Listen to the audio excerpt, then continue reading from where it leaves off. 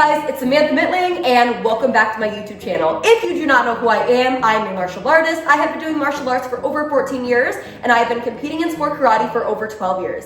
Now, as you probably saw from the title of this video, today I'm going to be addressing the 5 most common mistakes that I see people make when they are trying to do body rolls with the bow staff. My goal with this video is if you are struggling to learn body rolls, maybe you are making one of these mistakes, and my hope is that by me addressing this mistake and then showing you how to fix this will help you to be able to master body rolls much easier. So without further ado, let's get into it. All right, so mistake number 1 is people will go too fast into their body rolls. And what ends up happening with that is their bow flies off their body.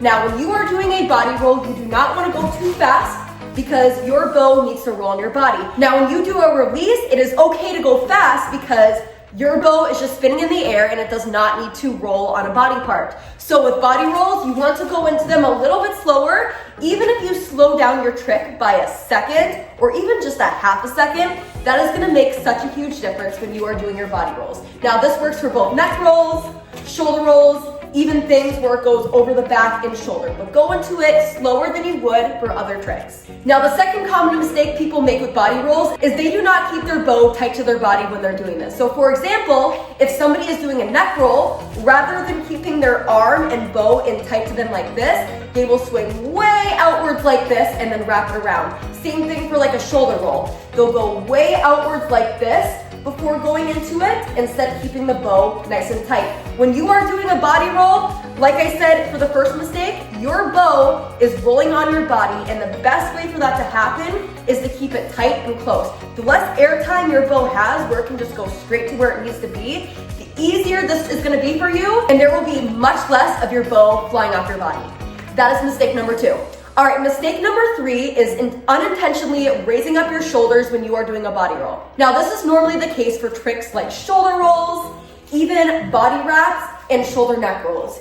If you unintentionally raise your shoulder up, let's say you go into a trick like this and you pop that shoulder up, it can make it a lot tougher for that bow to roll around. When you do body rolls, typically, you want to keep your shoulders as relaxed as possible. That way the bow can just roll around nice and easily without your shoulders being in the way and making your bow not roll the way that it should. So keep your shoulders as relaxed as possible, especially with things like shoulder rolls and shoulder neck rolls.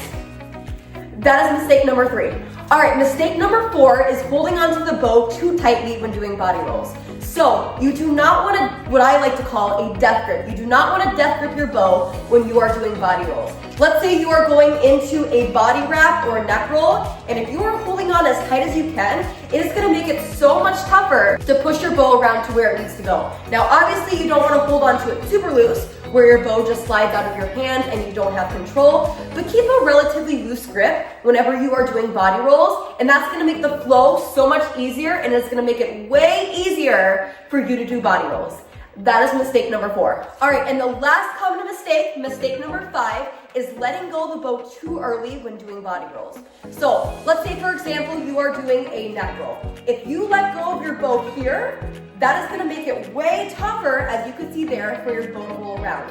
You typically, for body rolls, want to wait as long as you can. That way, for example, with the neck roll, if you wrap your bow around as much as you can before you push it, your bow does not have very far to go, and it is already on your body where it needs to be, which is going to make the rest of the body roll much smoother. Now, same thing for, let's say, a shoulder neck roll. When you do a shoulder neck roll, and if you let go when your bow is right here, rather than tight under your armpit and up the direction where it needs to go, your bow is going to go flying backwards, or it's probably going to go straight to the ground. So wait as long as you can. As you can see, when I do this, I get my bow underneath and then back to this point here before I let go of it, and then that makes the body roll way easier.